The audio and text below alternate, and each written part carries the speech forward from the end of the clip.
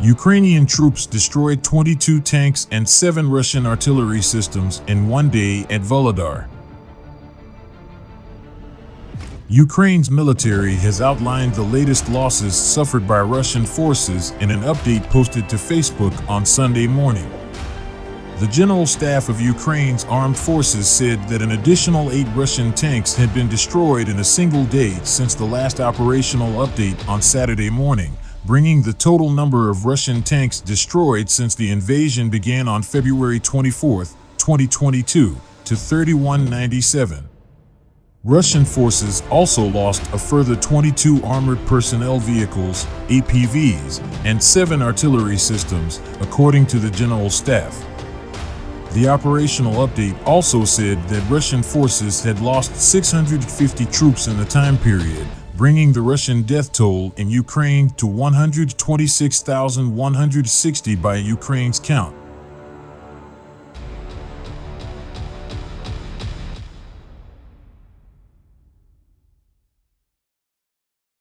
The Russian Defense Ministry does not offer a regularly updated casualty count.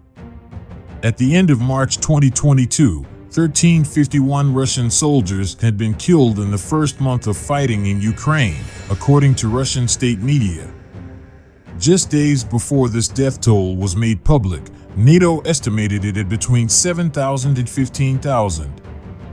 An updated death toll presented by Russian Defense Minister Sergei Shoigu on September 21, 2022, reported that 5,937 Russian personnel had been killed since February in Ukraine. On the same day, the Ukrainian General Staff of the Armed Forces put the estimated number of Russian fatalities at around 55,000.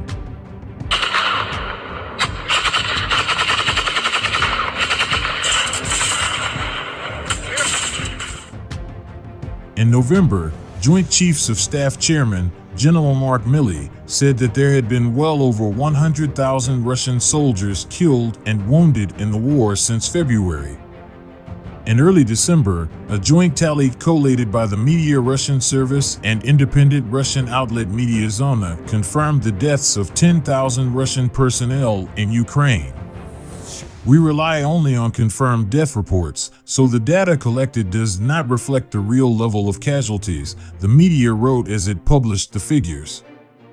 We assume that our list may contain at least 40 to 60% fewer names of the dead than actually buried in Russia.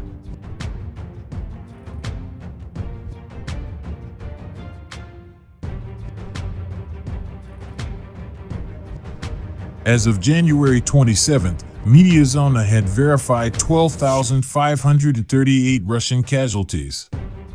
On Saturday, the UK Defense Ministry, referring specifically to the New Year's Day attack on Makiivka, Donetsk, cast doubt on how accurately Russia's reported death toll reflected the true casualty count.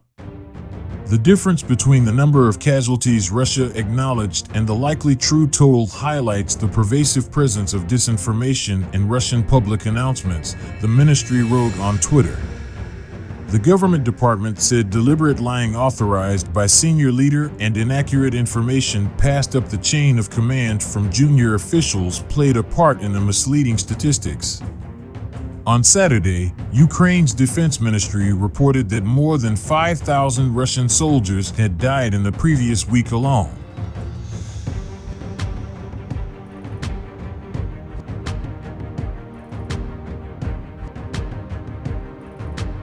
The Russian army's reported military advances in the Ukrainian city of Vuhledar could shore up strategic advantages in the Donbass region for all of 2023. Ukrainian President Volodymyr Zelensky on Tuesday warned that Russia is preparing for a new wave of aggression coinciding with new assaults on Vuhledar as well as Bakhmut. His apprehension has been compounded by additional reports of small squad-sized Russian assault groups of 10 to 15 troops launching limited ground attacks on 2 main sectors of the front line in central Zaporizhia and in Vuhledar in the western Donetsk Oblast, according to the Institute for the Study of War. Ukrainian journalist Yuri Butasov wrote Thursday on Telegram that Vuhledar is especially pivotal to the Russian Federation's interests.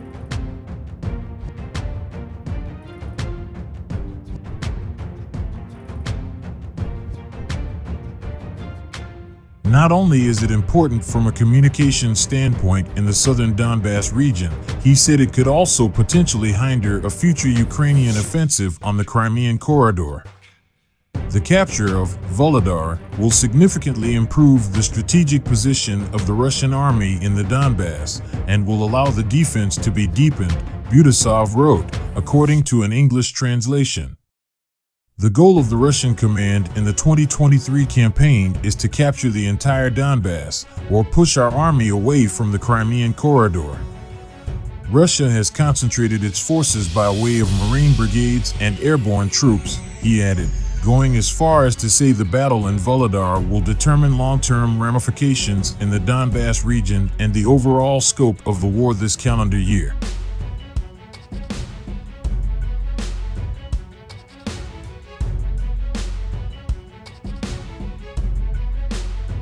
For us, the successful defense of Vuhledar is a task of maximum losses to Russian elite brigades, Butasov wrote. We remember how the Russians tried to capture Vuhledar for the first time in the fall and stopped in the village of Pavlivka near the city. The Russian regular army is very sensitive to losses, and in the Russian media there was then a wave that the Russian Marines were defeated.